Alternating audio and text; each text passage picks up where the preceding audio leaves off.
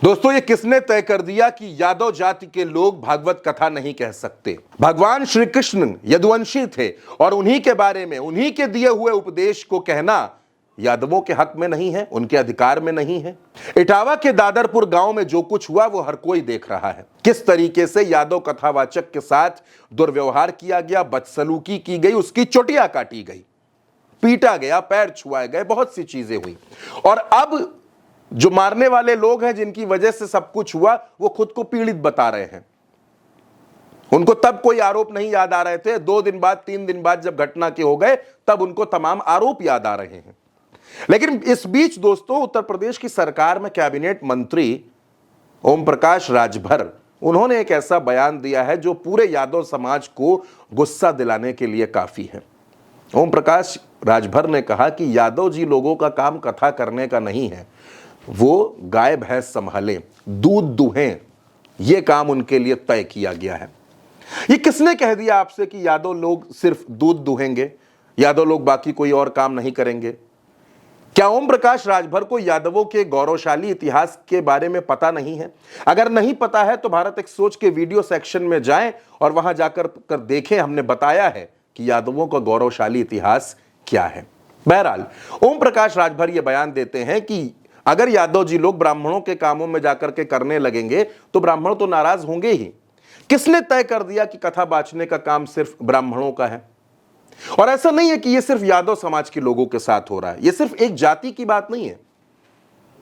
देवकी पटेल भी एक कथावाचक थी, उनके साथ किस तरीके का व्यवहार किया गया?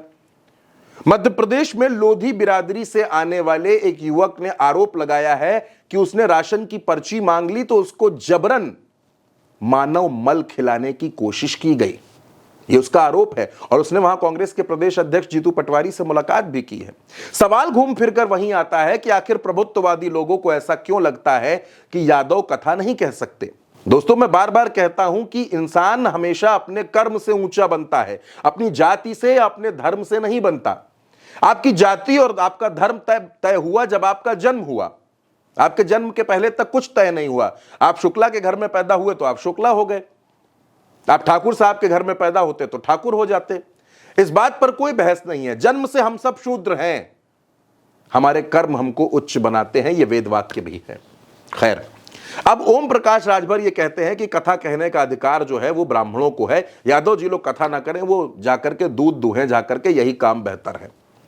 ये हम भी जानते हैं, शुरुआत से हम भी पढ़ते आ रहे हैं, सुनते आ रहे हैं कि ब्राह्मणों का काम शिक्षा देना है, भिक्षा लेना है, क्षत्रियों का काम रक्षा करने का है, वैश्य समाज के लोगों का काम व्यापार करने का है। ये हम भी जानते हैं, बहुत अच्छी तरह जानते हैं।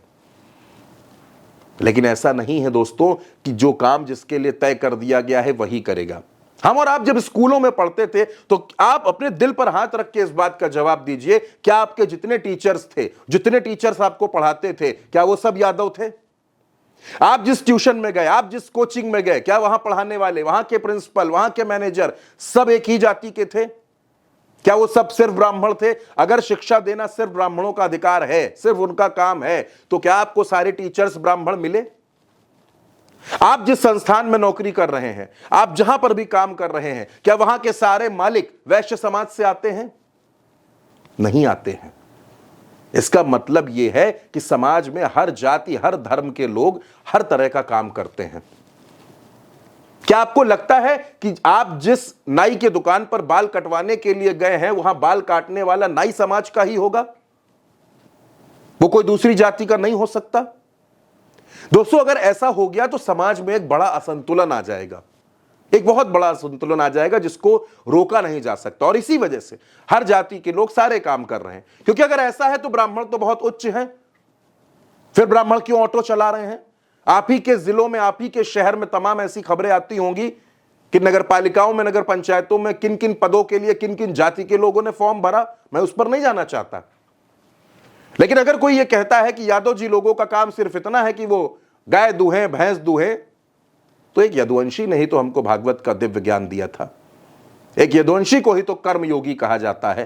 आखिर क्यों यादव के नाम पर, ब्राह्मण के नाम पर इस तरीके की सियासत की जा रही है? अगर कोई ब्राह्मण विद्वान है, वो कथा कह सकता है, तो उसका सम्मान है, स्वागत है। लेकिन अगर कोई यादव, अगर कोई लोधी, अगर कोई कुर्मी, अगर कोई निषाद पढ़ लिख करके आगे बढ़ करके कोई काम करना चाहता है, किसी क्षेत्र में बढ़ना चाहता है, तो क्या परेशानी है। बात फिर वहीं पर आती है कि शबरी के जूठे बेर भी तो राम ने खा लिए थे, और राम को दोस्ती का मूल मंत्र जिसने दिया वो तो निषाद राज थे। उनकी जाति पर भी आप बात करने लगेंगे क्या।